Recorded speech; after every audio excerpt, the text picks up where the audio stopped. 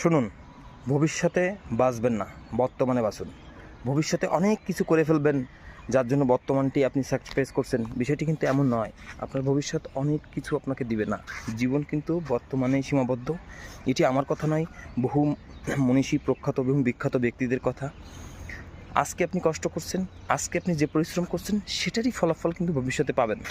সুতরাং বর্তমানে বাঁচুন। এখন বেকার আছেন, ভবিষ্যতে সকাল হলে অনেক কিছু করে ফেলবেন, অনেক জায়গায় ঘুরে ফেলবেন। বিষয়টি কিন্তু এমন নয়। শুধুমাত্র যে বেকাররাই অনেক কষ্টে থাকে, বিষয়টি তা নয়। যারা চাকরি করছে, যারা আজকে সফল হয়েছে, দেখবেন তাদের জীবনেও নানান জটিলতা সৃষ্টি হয়েছে। এভাবেই জীবনে চলতে হয়।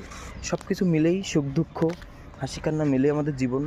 জীবন কখনো থেমে থাকে না। সুতরাং আজকে যেটা করতে ইচ্ছা করছে, আপনার পড়াশোনার পাশাপাশি আপনি সেটি করুন, সেটি দেখুন, সেটিতে ঘুরুন।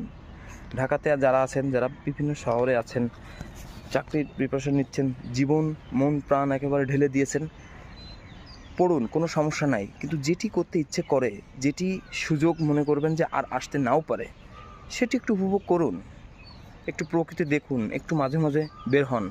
তাহলে আমাদের যে মেন্টাল একটা মানে টক্সিক এলিমেন্ট, আমাদের সারাদিন টেনশান, বিষাদ, হতাশাগ্রস্ত থেকে আসে, সেই জিনিসগুলোকে ডিটক্সিফাই করার পদ্ধতি খুঁজুন। আধা ঘন্টা একটু ঘুরুন। আমরাও কিন্তু করতাম, আমরাও সারাদিন লাইব্রেরিতে পড়তাম, এর ফাঁকে ফাঁকে কিন্তু আমরা ঘুরতাম, ঢাকাতে বিভিন্ন অনুষ্ঠানে বেড়াতাম। এগুলো থেকে আপনার চাকরির প্রস্তুতির কিন্তু কোনো হ্যাম্পার হয় না। অনেকে বলবে, অনেক মানুষ বলবে একেবারে জান প্রাণ দিয়ে লেগে থাকো, কিন্তু মানুষের ব্রেনটারও একটি রেস্টের ব্যাপার থাকে। সুতরাং বর্তমানকেও গুরুত্ব দিন।